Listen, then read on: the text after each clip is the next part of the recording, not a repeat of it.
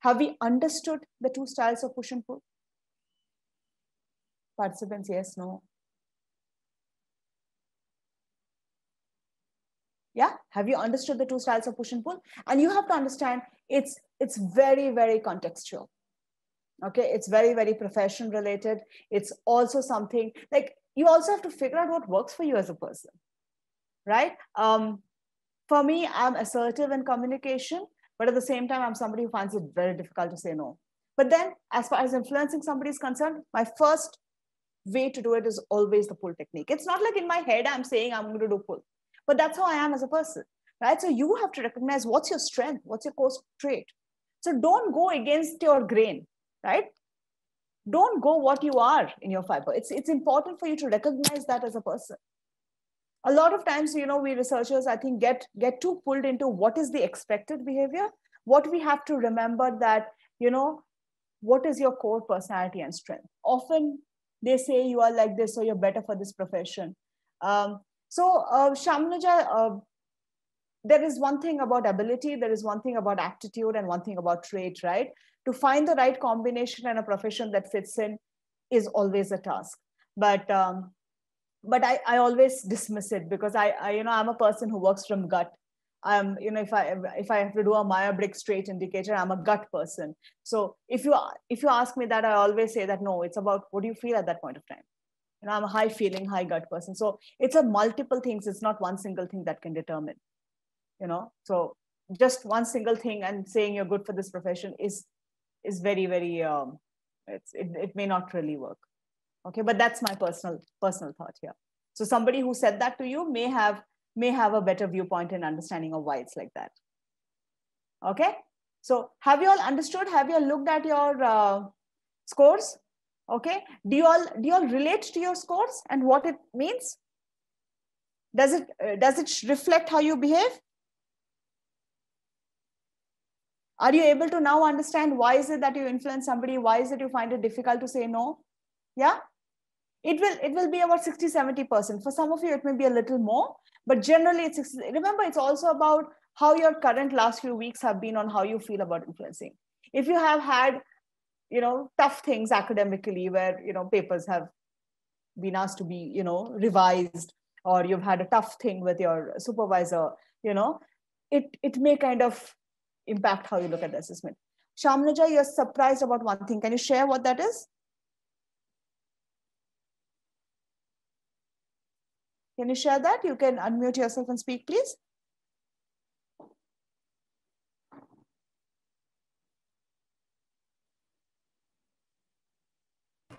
I'm just trying to unmute him. Just a minute.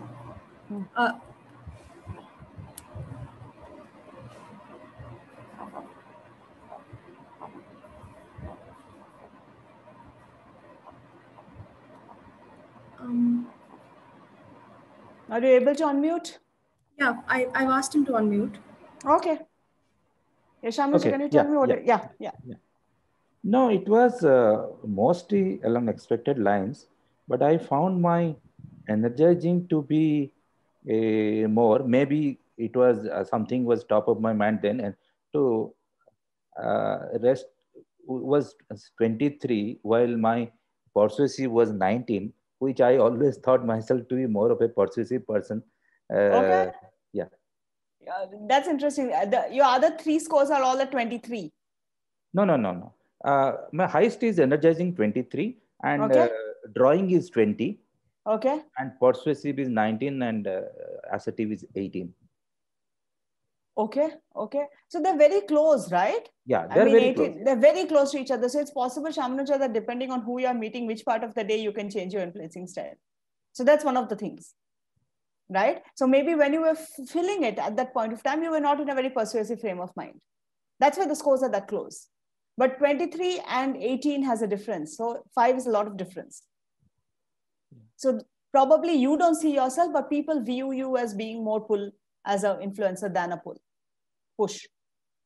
That's one way to look at it. Also, a lot of you like who are working, right, who are in the session with me, a lot of you are dealing with multiple stakeholders on a single day, correct? So you're not only dealing with peers, you're dealing with multiple stakeholders. And when you deal in a work situation with multiple stakeholders, you will change your influencing style depending on the stakeholder you're dealing with, right? And therefore, a lot of times with working professionals, what we see, especially people who deal with multiple stakeholders, so clients, internal stakeholders, okay, you will notice that people get very similar scores across. Okay, but inherently, we all have one score that could be a little stronger, but that's for you to recognize. But there's nothing wrong if your persuasive is lesser and you feel it should have been high. It's not less as a score per se, but it's below 20, which means it has to be developed ideally. So like I said, it could be just a reflection of that time when you fill this thing. Yeah, I hope that, because remember, don't take behavioral assessments completely at the face value, right? They only predict a particular part of your behavior. That's why they're self-assessed behavioral assessments. They're self-reflections, right? Say, Shamanuja, you had to, you're from the journalism background, right? You wrote a story on a particular day, which got published. And it is a story that really kind of is very strong and that kind of makes headway and changes things. On that particular day, if you have to take this thing, trust me, your persuasive score will be very high because you've just been through a moment of persuasion. Yeah, so that's how behavioral assessments have to be looked at. And any of these behavioral assessments, if you take them after a gap, your scores will change. Yeah, this is something that we all have to remember. This is not the be all and end all, but it's to give you an idea of how can we develop our influencing skills and how there are different influencing skills. Does that help? Yeah, okay. You know, I always say this. So, you know, given my psychology background, a lot of times people have asked, you know, this sounds like astrology. And I always tell them that I do not know about astrology. I have no knowledge, so I cannot comment. But a lot of these psychometric tests, every psychometric test that I talk about in my sessions, they're all things that a lot of research has gone into. And every behavioral assessment will tell you we predict behavior 60 to 70% of the time, because they have been tried across samples. But again, they're all contextual as assessments, right? So they will tell you what your leaning is and what you may kind of, how you may behave, but it doesn't necessarily box you in that. So none of these assessments are meant to box you all, right? Because human beings are very complex. So we could all react differently on a different day. So this is something that we all have to keep in mind with the behavioral assessments. So if it interests you, maybe you should do the MBTI, and it's called the Myers-Briggs Type Indicator. And you'll see how it's very strong. It's one of the strongest behavioral assessments out there, or the DISC. Okay. All right. So let's look at a second assessment, right? Apart from understanding how to influence each other, okay, you've done that. All right. What are you on MBTI, if I may quickly ask you? But how long back did you do it? Doesn't apply. If there's a gap of more than 3 years, it wouldn't apply. You would have changed. We all evolve as human beings, hopefully. Yeah. Okay. So let's look at that second assessment. Now, why have I made you all do this assessment? These assessments are your own reflections. It's for you to understand. And that's why I'm asking you all not to share the scores, because it's not about me looking at it. It's about you reflecting on it. Right? The behavioral assessments, I want you all to understand where you stand. I want you all to understand why is it that you react a particular way when your guide tells you something? Why is it you react a particular way when a colleague tells you something? How do you feel when somebody pushes you to the corner? How do you influence? Are you somebody who can get a team together and get work done? Right? Or are you somebody who's a little hesitant, who takes time to share your ideas in a larger group? So these kind of assessments help you understand that about yourself better. The social styles assessment, okay, is a very interesting one again.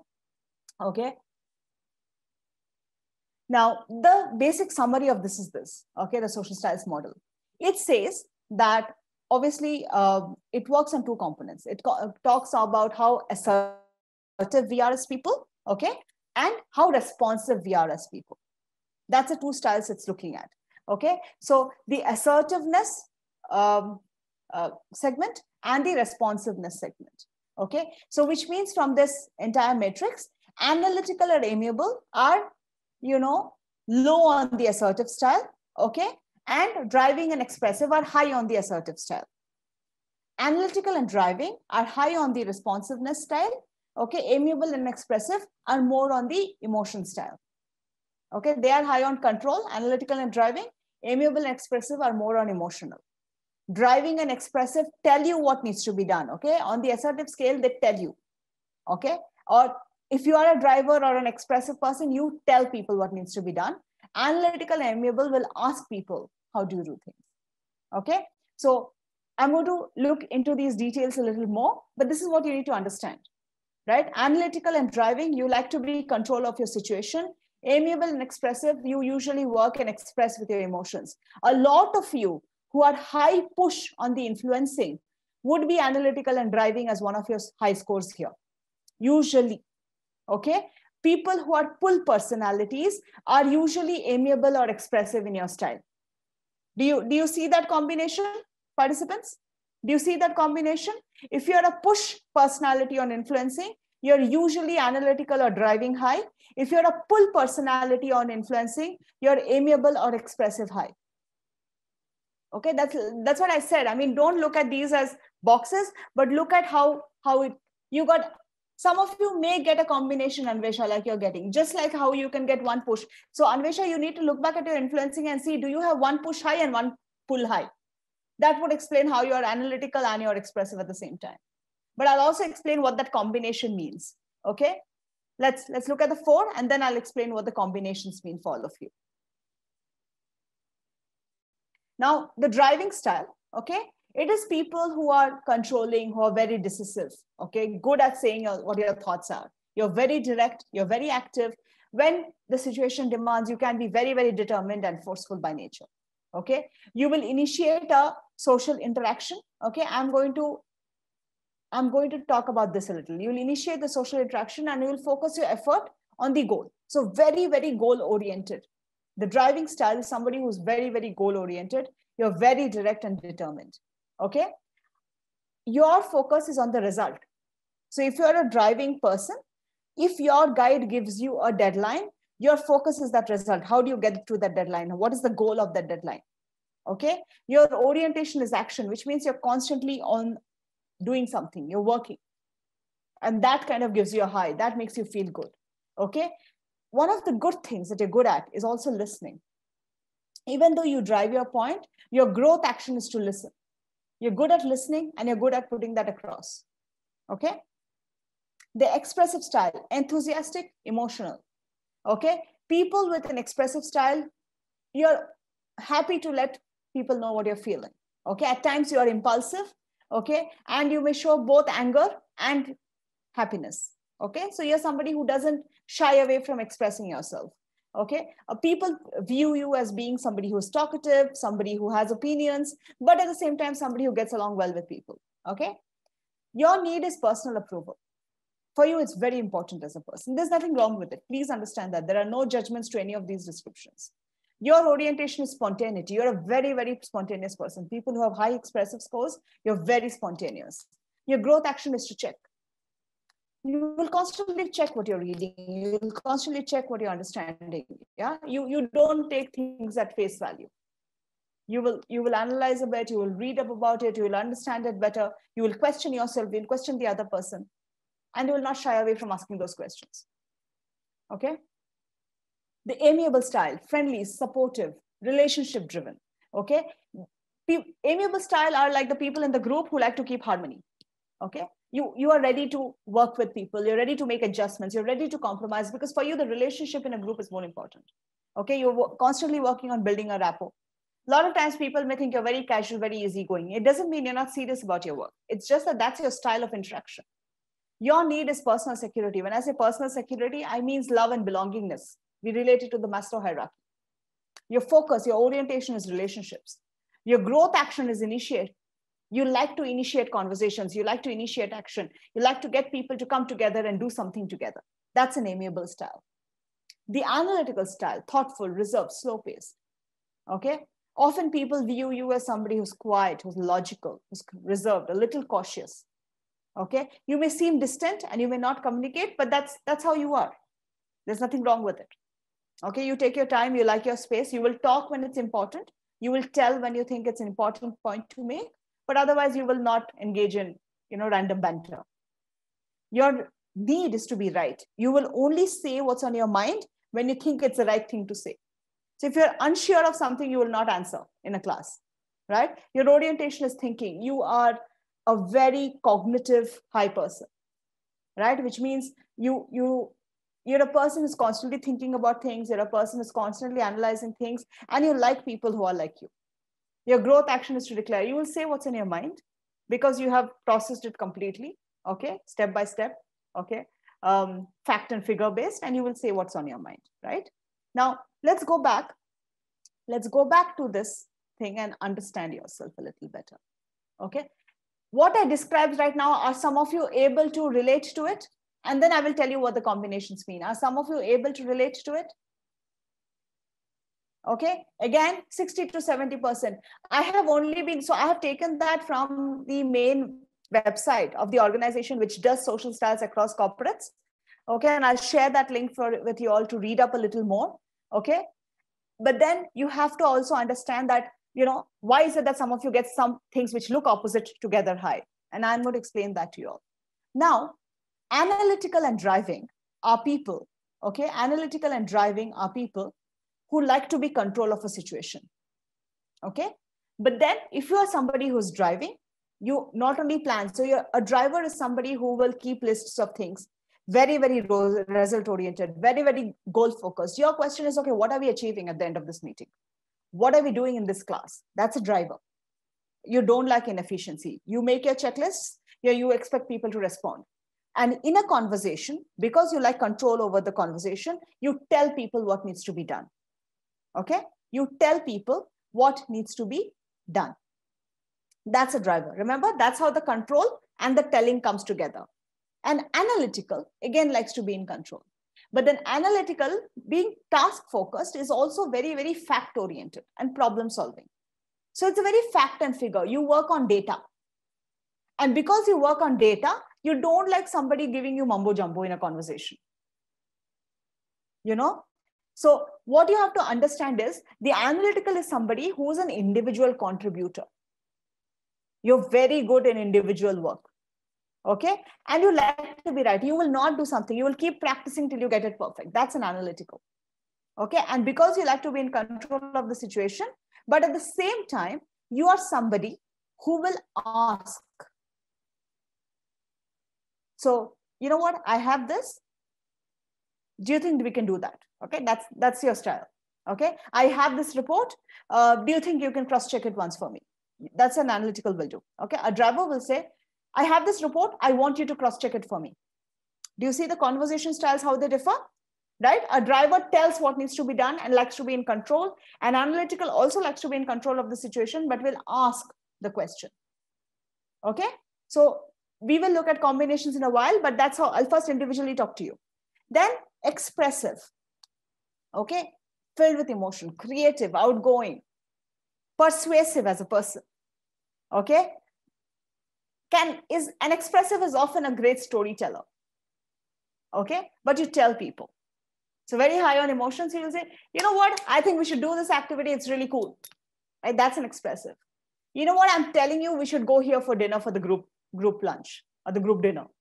Yeah, this is the place we should go. I'm telling you, we should watch this series. It's really, really nice. It's come on Netflix. Okay, so an expressive tells with emotion, but an expressive also tries to persuade when they tell. Okay, the persuasion comes naturally to an expressive. An expressive is a storyteller. An expressive is somebody who will take anecdotes and talk to you. Okay, then you have the amiable. The amiable is somebody who likes to maintain that harmony, who likes, to have good relationships, for whom, a good working relationship is important, a good personal relationship is important, who takes time to make decisions, okay? Doesn't like change, is okay following. But that doesn't mean an amiable doesn't have their own independent thoughts. It's not that, they do. But this is how they work in a interaction place, in a space of relationships, okay? An amiable will feel things, but an amiable will also ask, you know what? I know we are looking at options for dinner. I went to this Japanese restaurant. I thought it was quite nice. Do you think we could go there? Right? But an expressive will say, you know what? We're looking at dinner options, right? Let's try this Japanese place that's come in the city. Okay. So the way they express is different, similar to the way pull and push techniques work. Okay. Now, Victor, I see that you have got amiable and analytical high. Yeah. But you relate more with amiable. Okay, and that's where it is. So some of you may get combinations. Some of you may get both your combinations in analytical and driving, which means you're a person who likes to be in control of the situation. Some of you could get a combination of analytical and amiable, but you could relate to amiable more, which is absolutely okay. That's what I said. Use your judgment. There's only so much a behavioral assessment tells about you, but then it does give us some direction and helps us understand why we behave or why we react or why we interact in a certain way. Some of you could be a combination of analytical and expressive. What does that mean? And if expressive, those two combinations have come high, they're the top 2 scores for you, but your expressive is high, then it means when you have to say something, you will use fact and figure and make your point and push your idea. That's what it would mean if you're a combination of analytical and expressive. Okay. If you're a combination of analytical and amiable, okay, but your amiable is high, you will use data and fact, but because both are asked, you will ask, you know what, I got this data on the COVID cases in ward number 11.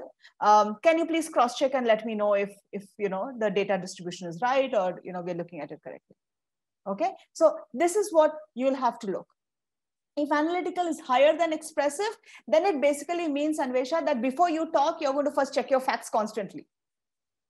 Okay, so look at what is the core strength of each person. Look at what is the core strength of each style. And that becomes your core strength.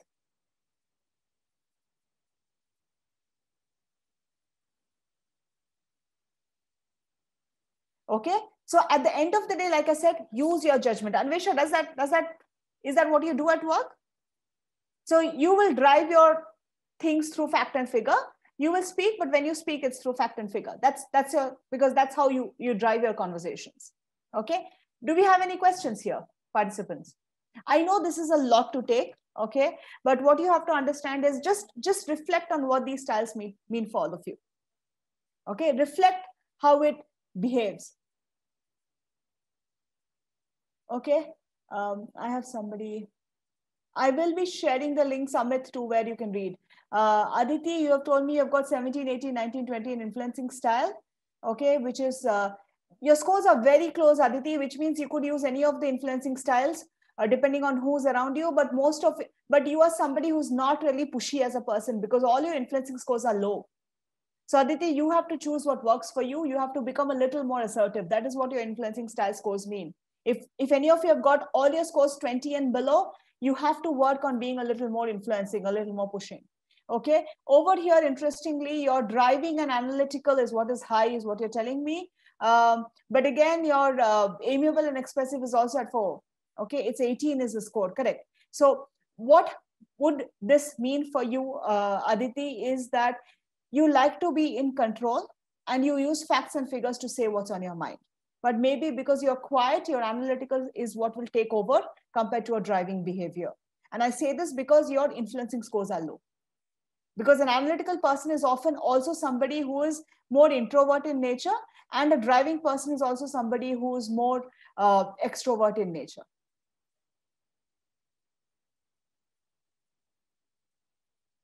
There's nothing called being wrong. There's nothing called being wrong. No score is wrong.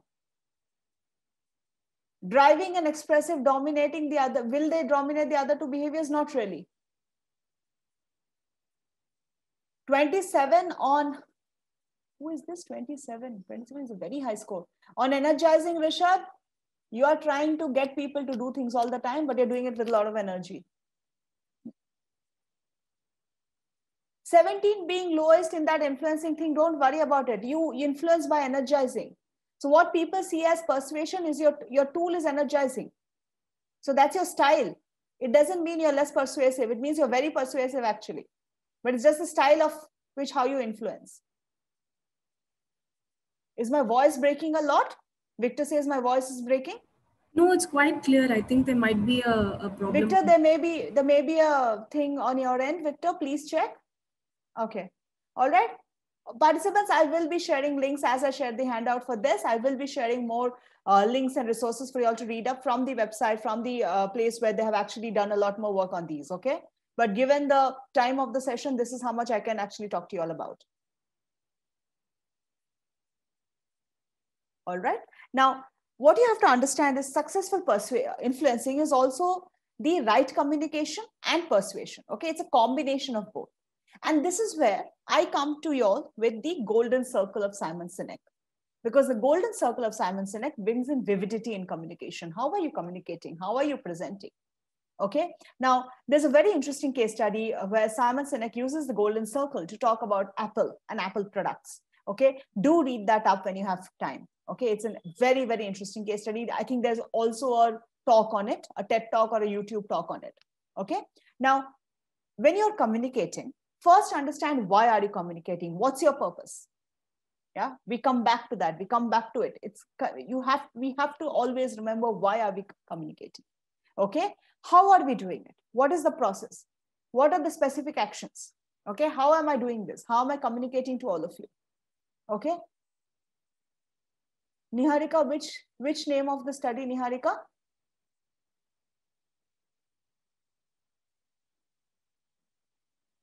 Niharika, name of which study? On Apple? Just type Simon Sinek case study on Apple. You should be able to get a document. Thanks, Janet, for sharing the YouTube link. Okay, how are you doing it? What's the process?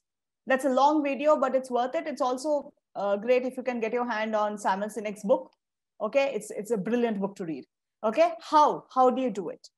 Finally, what's the result you're looking at, right? That's the why, the how, and the what. And the why is at the core of communication. But then I'm going to next connect it to Aristotle's ethos, pathos, and logos for all of you. Okay. The why is your pathos. You're appealing to the pathos with your why. Why should the audience listen to you? Why should they be interested? Remember, you can actually connect the golden circle to your circle of influence also.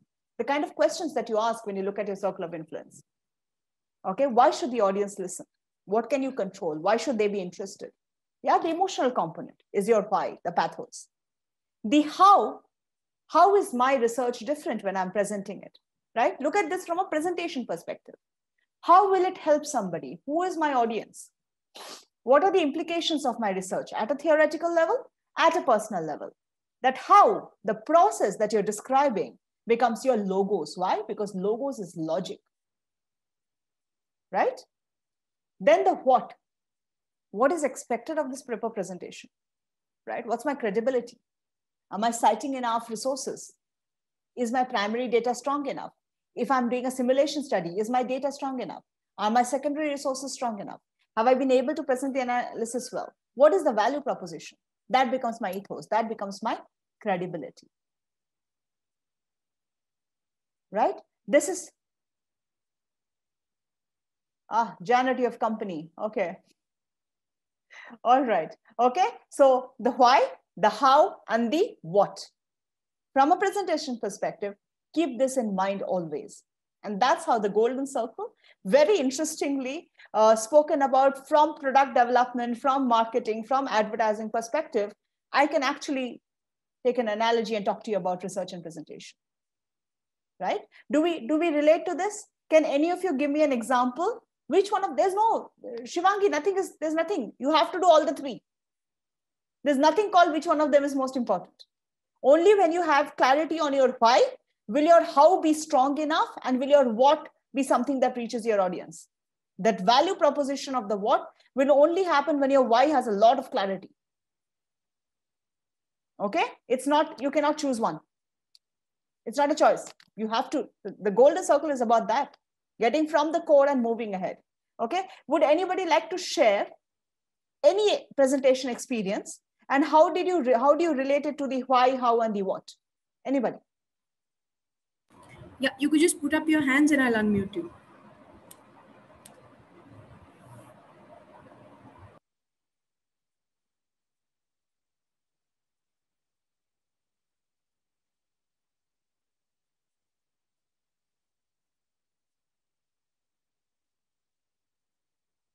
Anybody, quickly.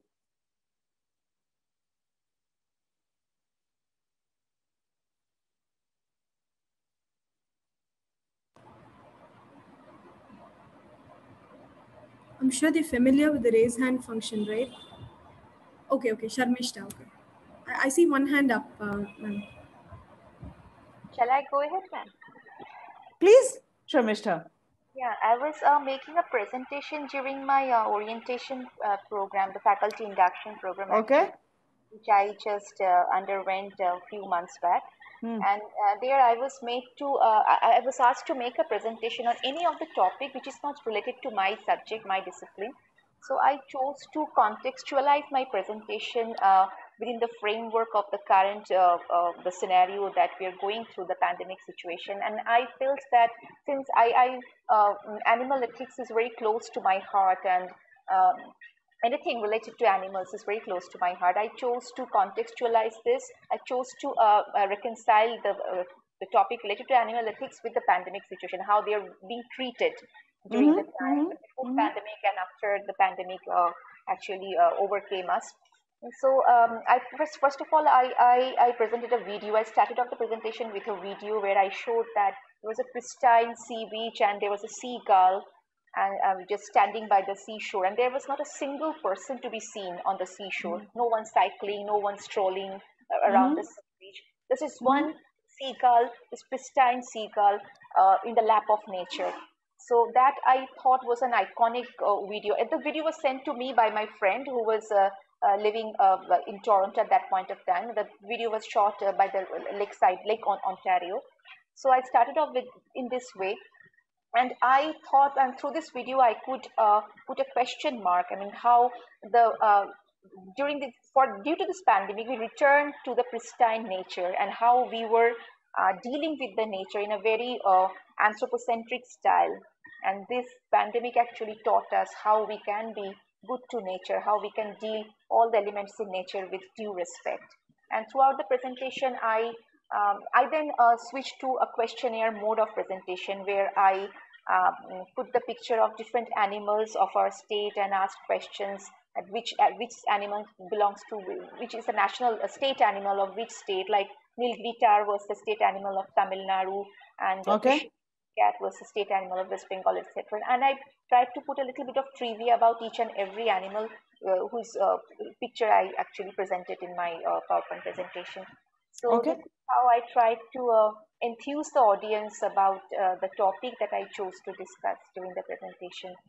And I also tried to energize the audience about the importance of dealing with sensitivity, the non-human members of our environment, including plants as well. Thank you so much, Amisha, for sharing that. But in your narrative, what I also see is you have moved between these three, right? So there is a bit of why, there is a bit of how and what, but then you have come back. So what I also want the others to understand is the narrative is not like you move from the why, go to the how and the what, and you close it. It's you do it together. Some of us may do it together in our narrative. Some of us may connect it and travel back, right? It's a cyclical thing. We may repeat it to make our presentation, right? Do you relate to that, Sharmishta? Do you see how your presentation is a cyclical process of the why, how, and what?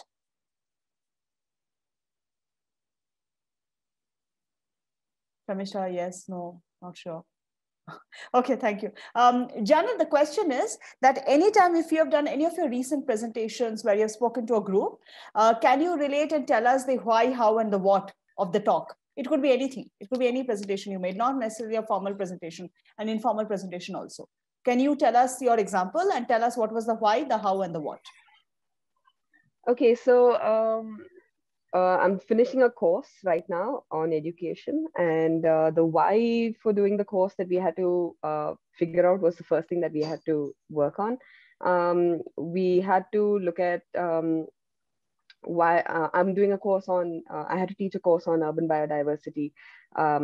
This is actually a medium for introducing curiosity. So the why was only about like, why do I want to work with this topic? It is on, you know, like how do I build curiosity with this audience? Then it moved on to this topic of let's use urban biodiversity as, you know, what the course is. But why do you want to use urban biodiversity? It ended up coming down to because I can get people to walk around a space. I can use them to use their senses to explore various things while talking about the topic. And it's a great way to actually get people to keep looking at it, because even if I'm not there, they're going to be introduced to it when they're wandering around, right? So it's just a great way of reinforcing it to develop that curiosity. So the what itself at the end, sorry, the how itself came down to the various activities that I did for the course, which was, like I said, since it was curiosity, and something to be noted about my audience was this was an audience that had that did not want to do science. You know, they had it was about 15 to 16-year-old kids who decided to not do science because they were like, you know, it's too tough in school, we hated learning about it, and we don't want to look at anything to do with science. So I was like, okay, let's do a lot more sensory based activities. Why don't you smell it, taste it, feel it, and then you look at the various shapes around it, then start thinking and question yourselves. So that was the how. Now this entire it was very important, I realized even during this course, because I had to do a public call to get the audience. So if my why wasn't strong enough, and I knew that I wanted to do, both of them had to be very strong, because my audience completely changed the how. The how actually did not matter. I just needed to know how can I play around with the how depending on the audience, because it was actually initially designed for 10 to 12-year-olds. You know, if they were an audience who were more comfortable with the idea of science, I would have probably had like more written material with them, or even asked them to think about it more from a subject based thing, or do some other activities. But since this audience turned up, I could play around with the how a lot more. True. Thank you so much, Janet, for sharing that. I think that was quite fascinating, and that's where, you know, the entire learning agility I keep talking about comes in. Okay. And what you need to remember with this presentation also is keep the why strong. Know what your what is. The how is something you definitely can play around with, right? So for me, when I teach this course and I teach it for different audiences, you know, there are times when I have done it for people who want to write grants. There are times when I have done this writing course for, you know, students who want to write an application to get into a master's program. Okay. There are times when I've done this just for corporates where people want to just write better. Okay, so the why and the what, the larger why and the what could remain same, but how do I do the course will obviously be very, very audience dependent. And you can play around with your how, right? Like the education system today, you know what a child needs to do probably at a particular age, but how do you need to do that for the child could differ completely depending on the kind of environment, the kind of learning environment that's being created, depending on the kind of curriculum that you're using, right? The how is something that you can really play around with. Okay, thank you for sharing that. I think Pragya, you had raised your hand, so we will take your example and then we will continue. She's lowered her hand now, so I don't know. Pragya, do you have something to say?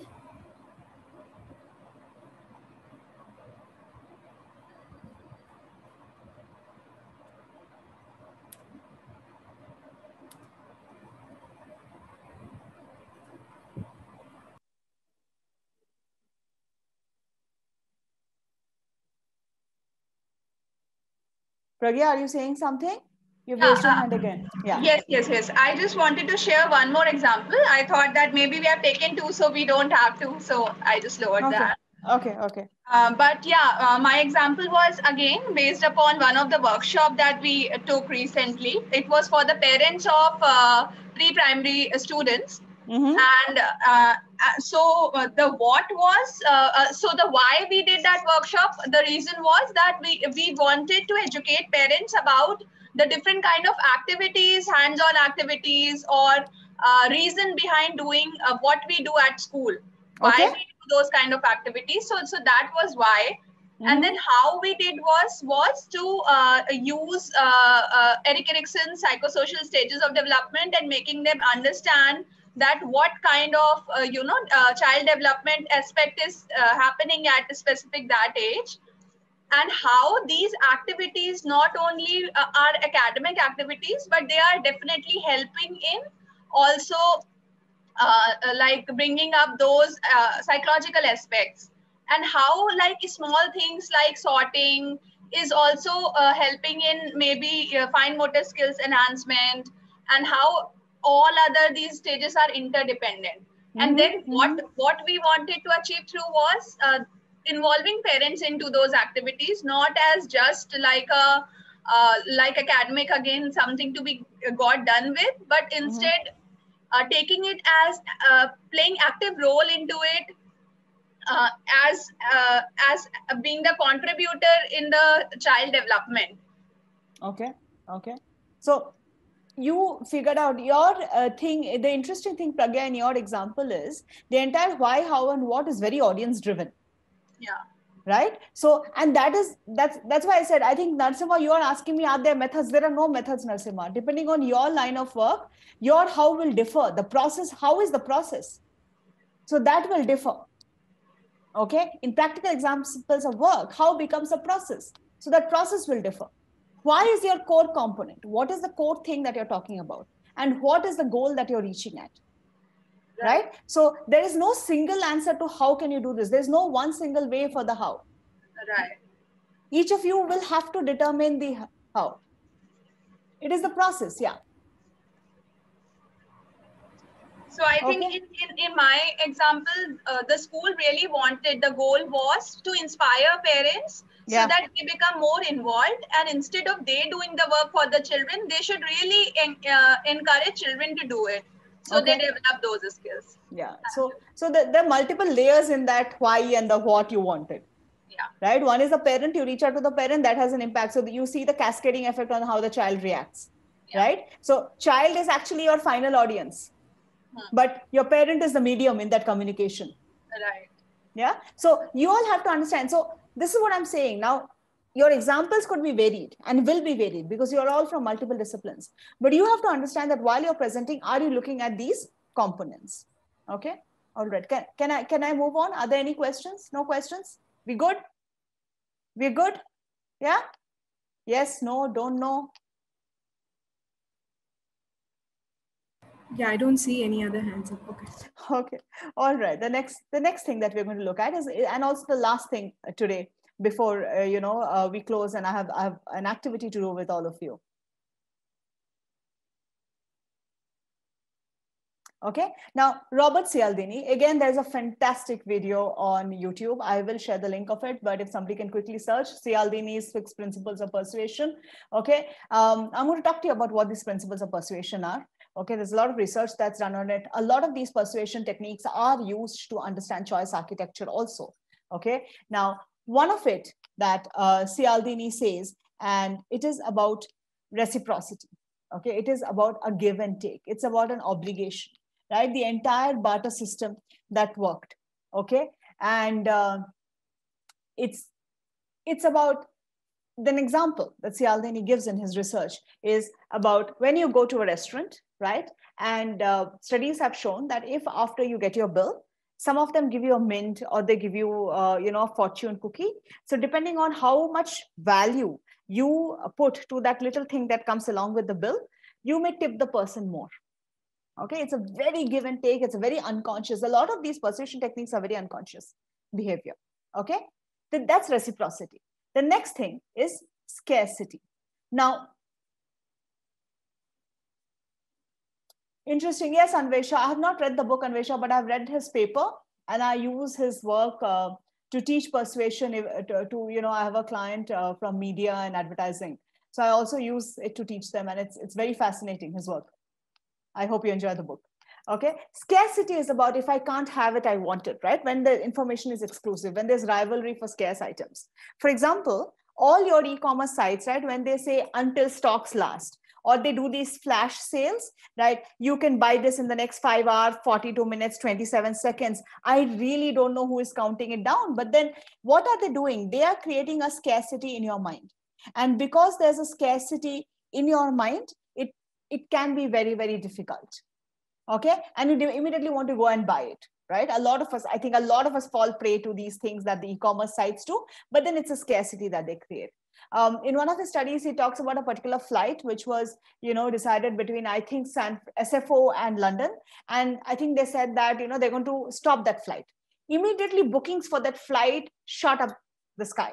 Okay. Because everybody wanted to use that and travel that, use that direct flight and travel at that particular time. Okay. Because they thought, okay, we won't be able to do this again. All right. That's one of the things. The next thing is authority, right? If an expert says it, it must be true. Okay. This also comes from the entire thing of, self-generated belief system and externally generated belief system, right? When we talk about belief systems and understand that the externally generated belief system also talks about this authority or power component. So for example, why is it that we listen say, to somebody who's in an official position, right? Because they have a structured power. Okay. And why do we read seminal papers by expert researchers? Because, we believe that what they're saying must be true because they've done a lot of work. So there's an inbuilt trust. Yes, Pragya, scarcity, the example of the lockdown, right?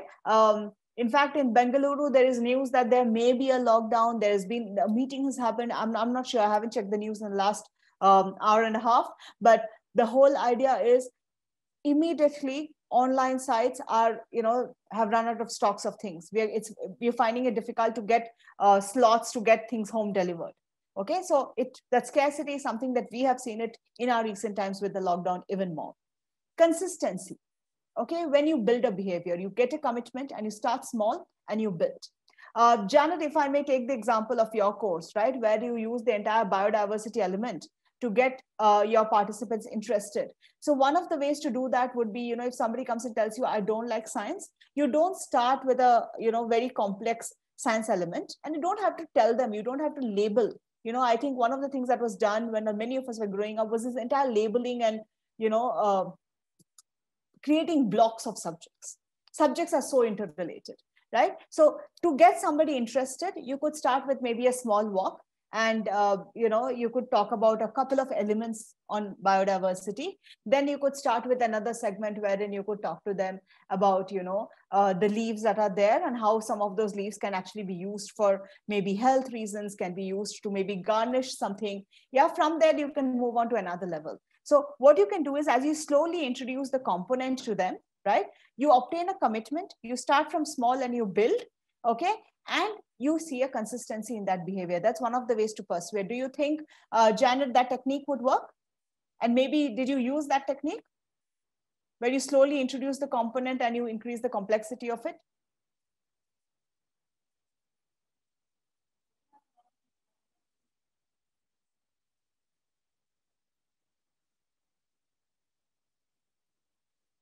Can you all hear me? Yes, you're audible. Just a minute, ma'am. I don't see.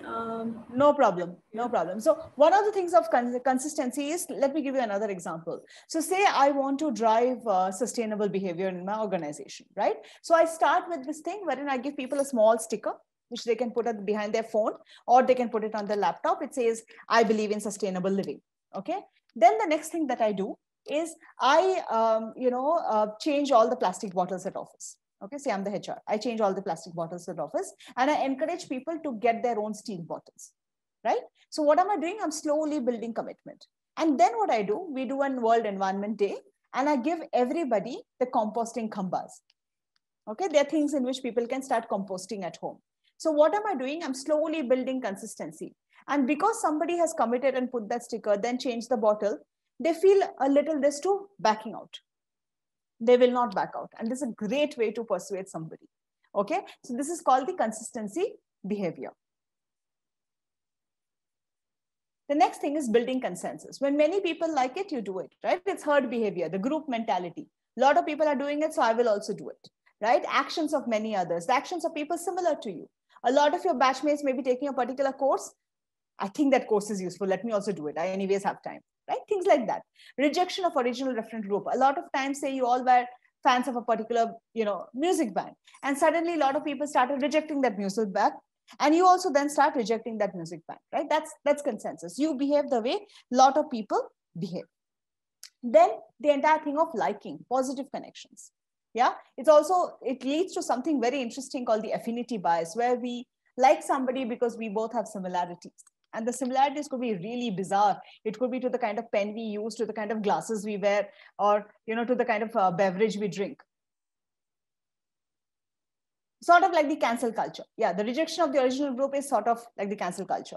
Okay, the liking positives, so similarities, compliments, praise, the cooperative efforts, right? A great way to persuade.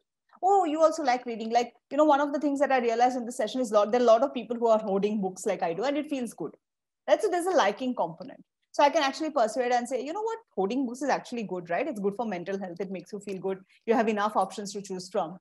So every year when I begin the year, I have this thing of, okay, I have to finish my backlog of books that I've been collecting over the years. So I take out a couple from the last maybe 10 years or 15 years that I've collected, which I haven't read, but I've collected them at that point of time. And I try and finish them every year. But then I again hoard more. So that hoarding bundle keeps increasing. But then when I meet people like that, I feel good. Yeah, that's liking. Okay. Now, all of these principles that Robert Cialdini used are very, very human. They appeal to our behavioral component of persuasion. And that's why they really work. Okay, do read up on his papers. I will share the link of the video. I think somebody's already shared the link of the video, but do read up on his work. It's quite interesting. All right. So with that, we officially close the content for this unit. Do we have any questions? Do we have any questions, participants?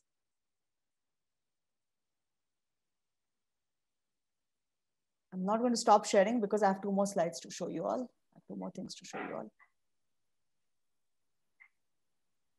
I think some have raised hands. Yeah, ma'am, I could. Yeah. Ma'am, am I audible? Yes, Victor, you are. Tell me. Ma'am, I couldn't resist my urge to share my experience of the last year of the last year I participated in an ongoing what can I say, ongoing workshop organized by a queer-based NGO named as Nazariya. So there I presented a work on mapping the emotional cartography of queering home spaces by taking the case study of closeted bisexual and the closeted gay men. So ma'am, it was a very eye-opening experience for me because in a way we consider that home is a shelter. It gives you protection and it also gives you the sense of security.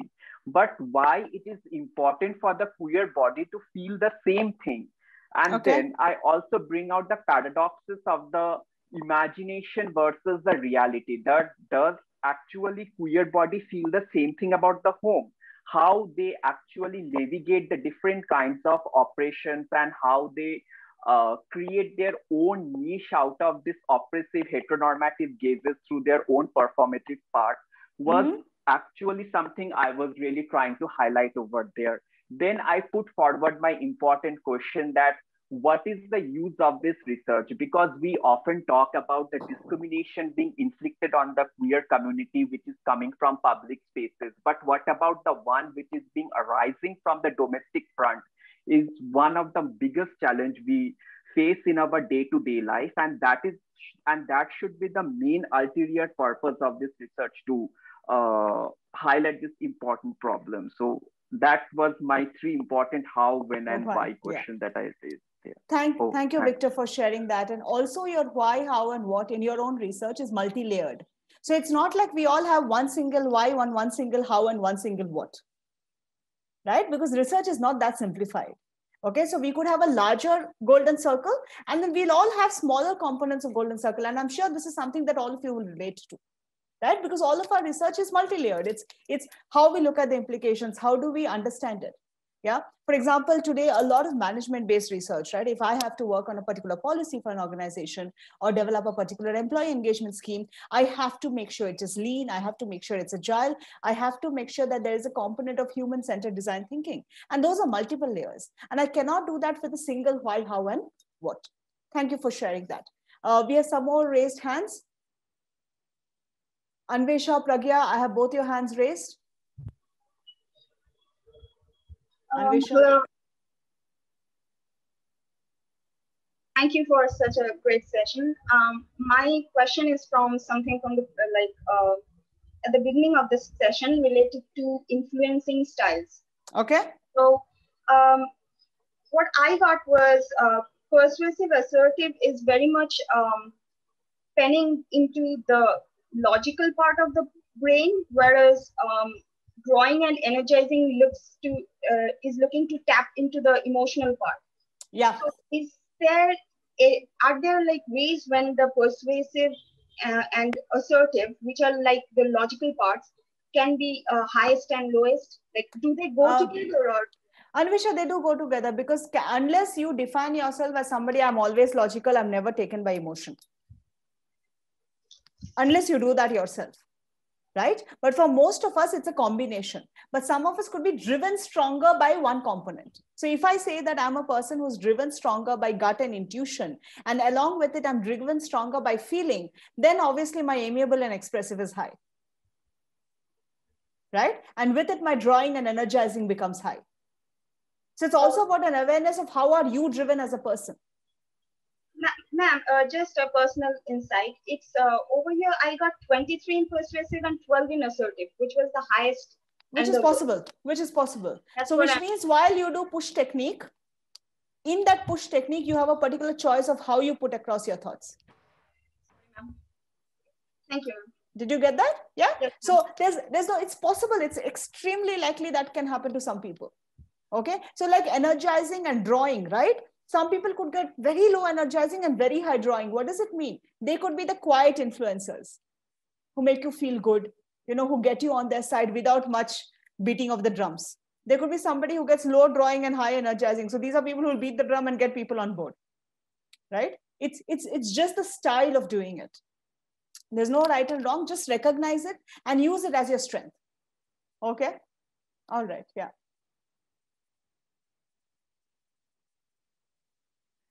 Maslow's hierarchy to the social styles. See, the social styles, Pooja, primarily looks at what is Maslow's hierarchy, right? You have the basic needs, you have the safety needs, and you have the esteem needs, right? So from the esteem needs starts the growth needs, right? So the growth needs are primarily, all your social styles have a growth orientation to them. So each of the social styles, I mentioned a different growth orientation need, right? So that's where it's connected to the Maslow. It's beyond the initial safety and the initial basic needs. We have moved on from the physiological to the safety needs, and we are looking at self-esteem and higher up. And that's where you can connect that to the social styles. Have I answered your question, Pooja? Right? And that's where that entire growth orientation component came in, because they are all your growth needs in the Maslow's hierarchy. Existence needs, growth needs. If you look at Alderfer's ERG model, existence, growth, and relatedness model, right? You can also draw a parallel between that and this component. Merits and flip side of the drawing and influencing style. Sharmishta, the merit is that when you're drawing, right, you could be somebody who's sitting quietly in a room, but you could get everybody to come and listen to you. That's how a drawing style often works. Okay, so you kind of are good at influencing. You have very good. So a drawing is often amiable because you have good relationships with people, and people often listen to you because it's coming from you, not because you may have the best idea. Okay, and that is something that you will have to keep in mind, and it's a strength to have, right? A lot of times I've seen some of my most best influencing people around as being quiet. So a lot of times drawing and amiable people are also introverts.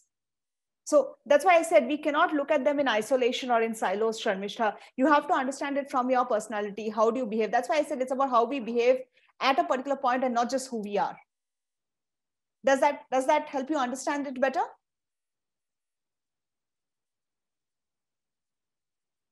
Yeah. Sivangini, the push and pull technique. So push is when you're pushing your ideas across the table.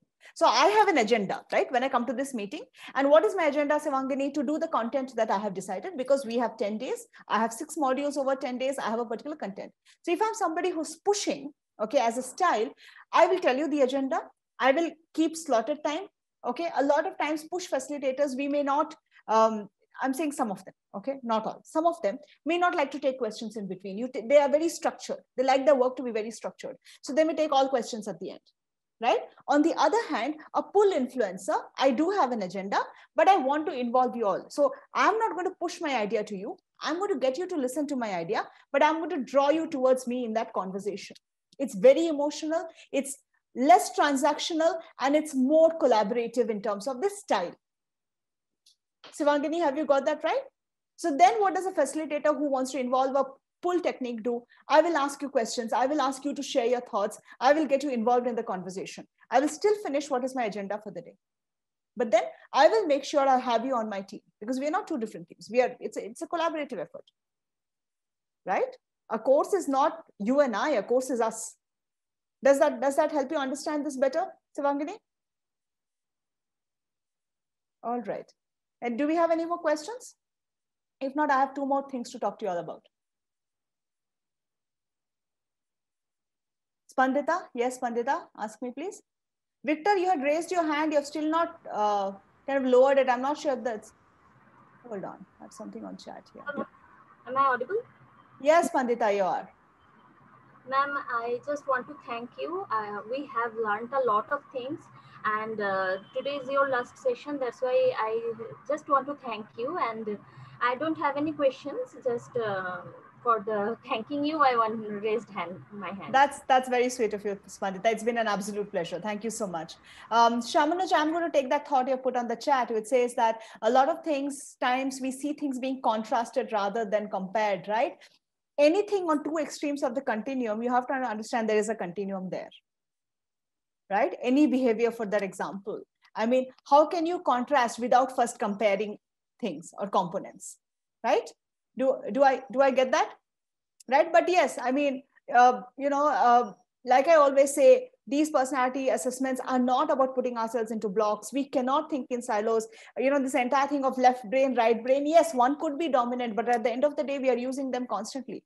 And that's why you have these very cute brain gym activities, right? I'm not sure how many of them, where you move your hand and you roll your tummy at the same time. And some of us just can't do it. It's more to do with hand-eye coordination or psychomotor thing, but they're brain gym activities. It says that it makes people alert, right? Okay, so don't limit yourself to those blocks. Don't limit yourself to those expectations, because it becomes very difficult. As a researcher, keeping an open mind is the most important thing. So what I'm going to do next is, while I see if there are any more questions coming in, I want to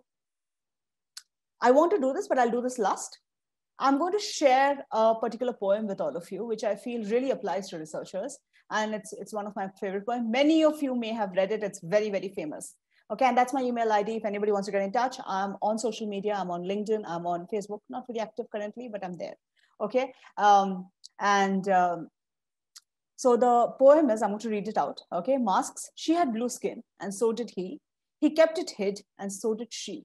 They searched for blue their whole life through, then passed right by and never knew. Okay, a lot of times we researchers fall into that trap.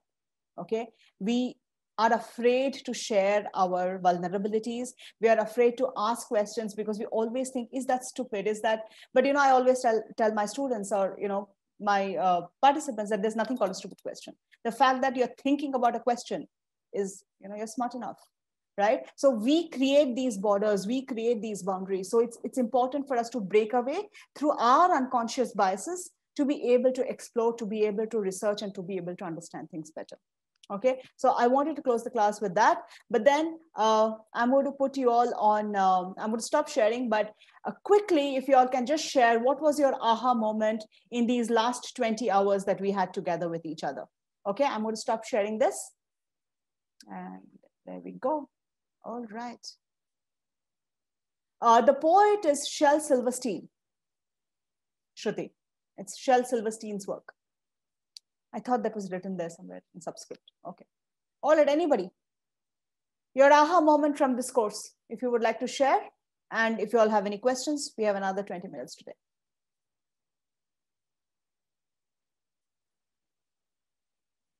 Comment on some books on communication skills. Shubhrika, that's a very broad question. But what exactly is are you looking at from a communication perspective? If you can share that on WhatsApp and maybe remind the basics of communication. Okay, sure. Pushya, can I request you to make a note on that, please? Pushya, Ashwini, whoever's here. Can you make a note and send me a separate WhatsApp? Yeah, sure. I'll do that after the class.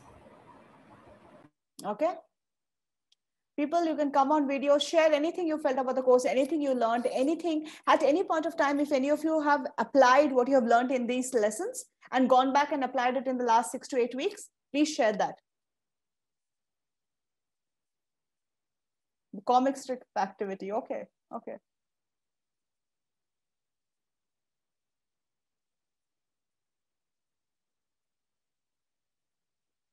Shubhrika, communication is one of my niche areas. Yeah, Pragya.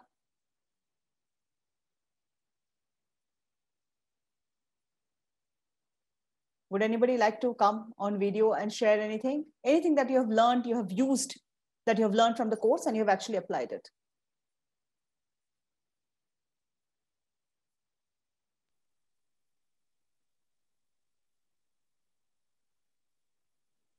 I want to share, especially this comic strip only, that I really enjoyed that activity. And as I am a counselor, I'm working with school children. So I also use that. I've also used previously also comic strip activities, but this time over there we used to like make our own cartoons and make a story out of it. This was more interesting.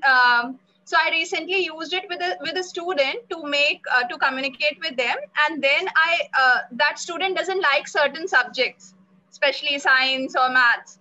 So I asked her that let's become friend with those subjects, and or just accept those subjects as they are, and let's make stories. So I shared that comic strip also with her, the thing that you shared with us, and each comic strip to be made from any subject point of view, like one story from maths perspective, one from physics perspective. So that has really helped that student to also build a connect with those subjects beyond the compartmentalization of it, what you also spoke today. So that is how I used it. Okay, thank you so much. That's wonderful. I see somebody else also who's used the comic strip. That's fantastic. There's so much, right? There's multiple application we can do with single activities. Okay, and that becomes really, really important. Anybody else? Anybody else who's used something that you have learned over the last 6 weeks? Okay.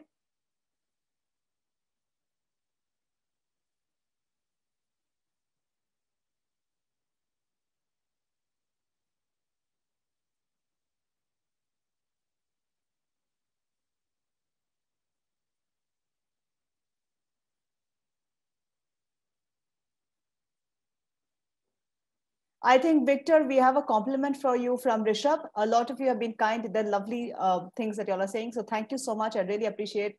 It's been a fabulous learning for me, interacting with all of you from multiple disciplines.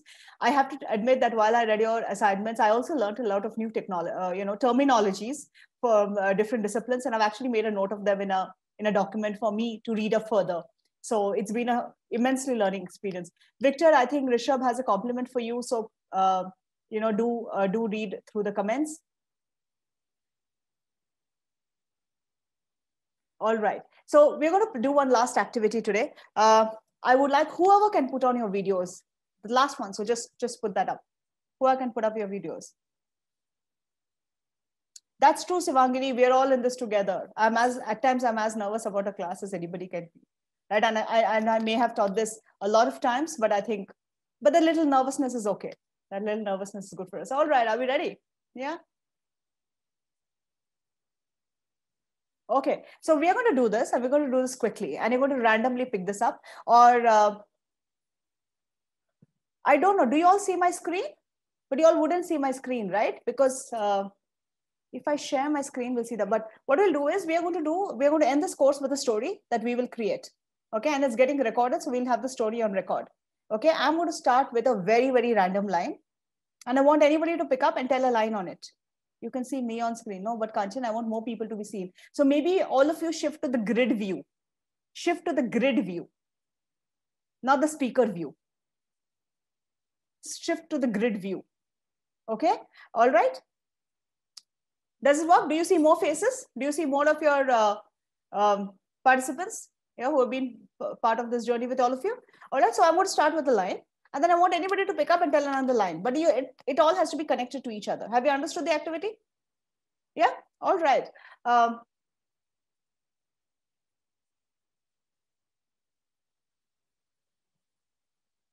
I opened the book, and the first thing I did was smell the yellow pages.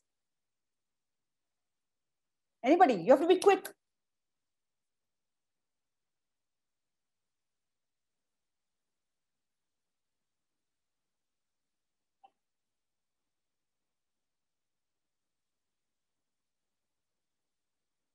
I want you all to unmute and speak, not unchat.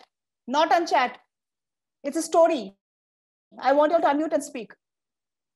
I opened the book, and the first thing I did was smell the yellow pages. We are all muted.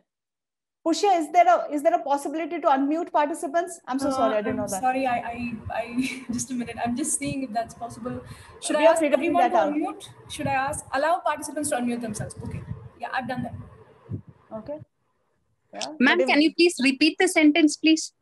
Yes, Padmapriya, I can. Okay. Yes. So I opened the pages of this, I opened this book, and the first thing I did was smell the yellow pages.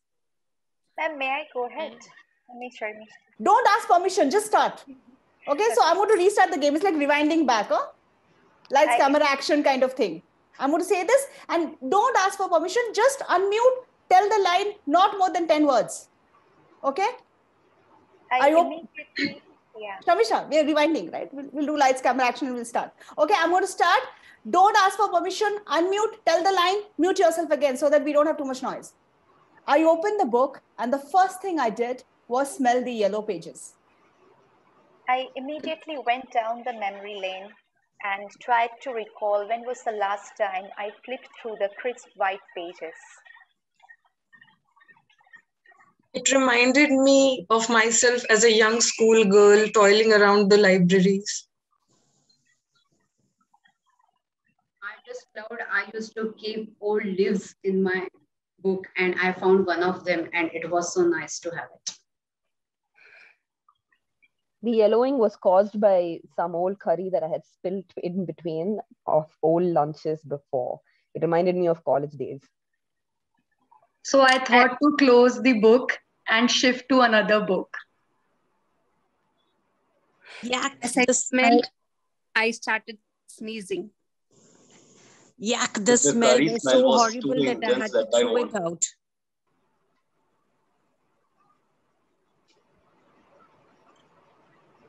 But the curry smell was too intense. I thought, let's close the book and open Zomato.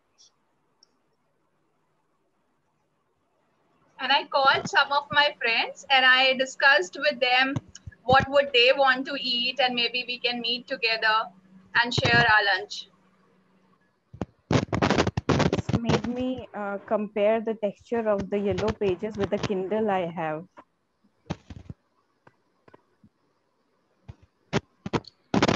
I thought twice, there's a pandemic going on outside.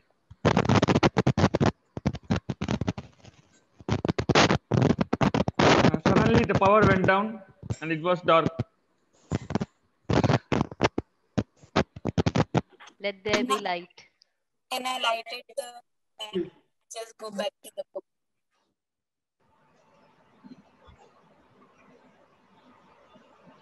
I found out an old picture I had drawn there years ago. And that was the funniest picture of mine.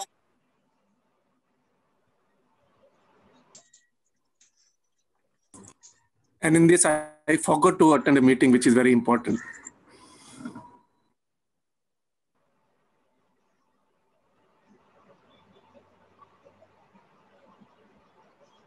So I decided to go to beach. Ma'am, you are muted. Loveleen, you had unmuted yourself twice. I'm not sure where you're trying to speak. Soumya went to the beach. What happened after that? The ocean waves healed me. And I slept over.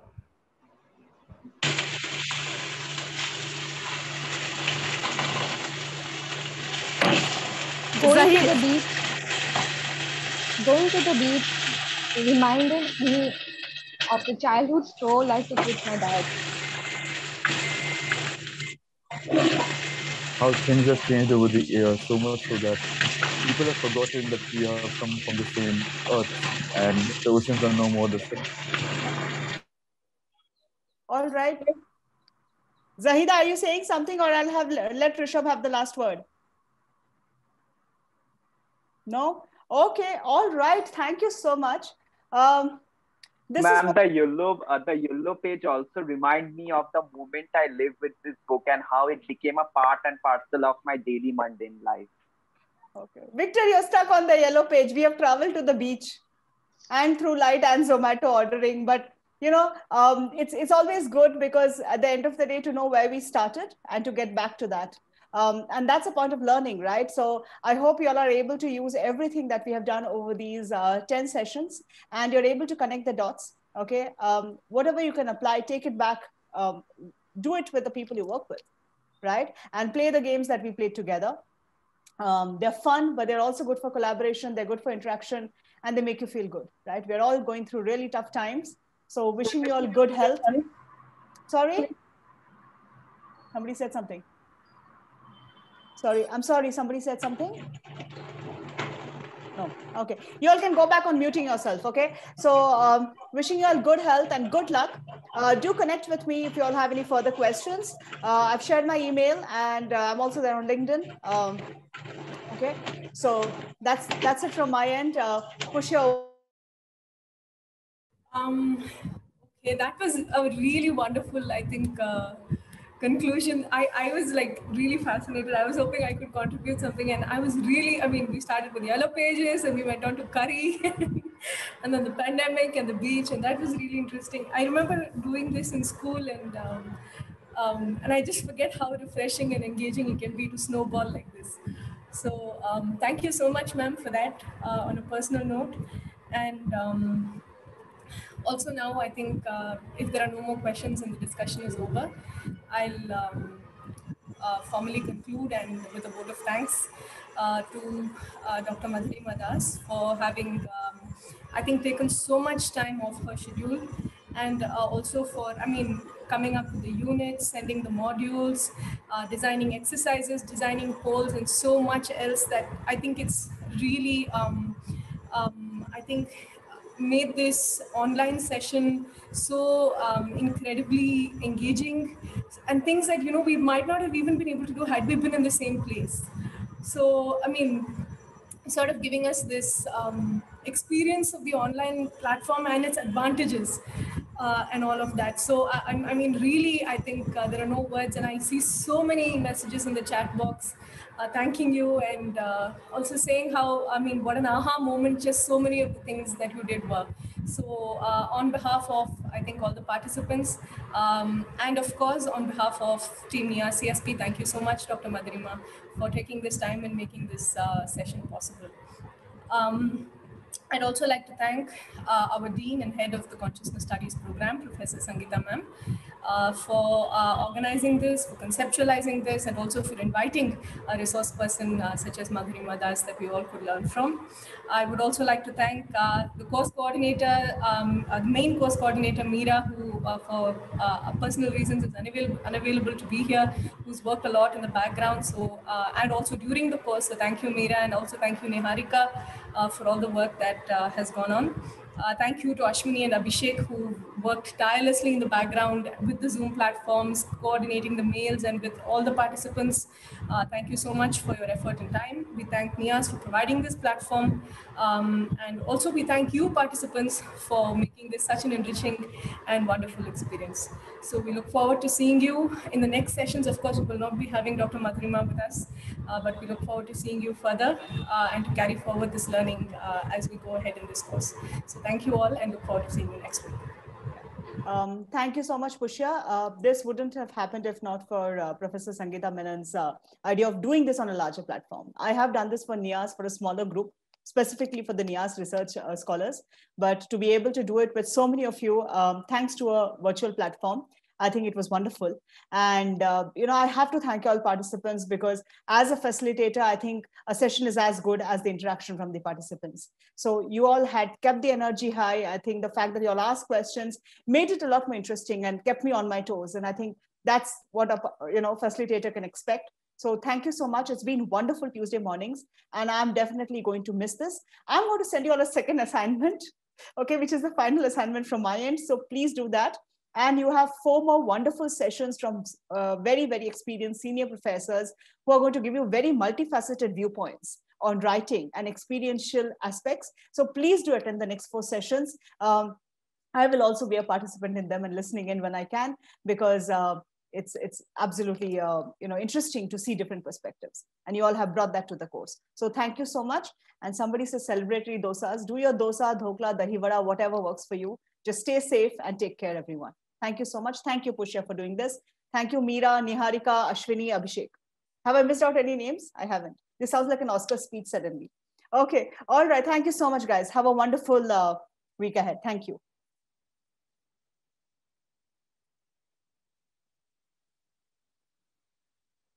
Pushya, are you saying something? You're muted.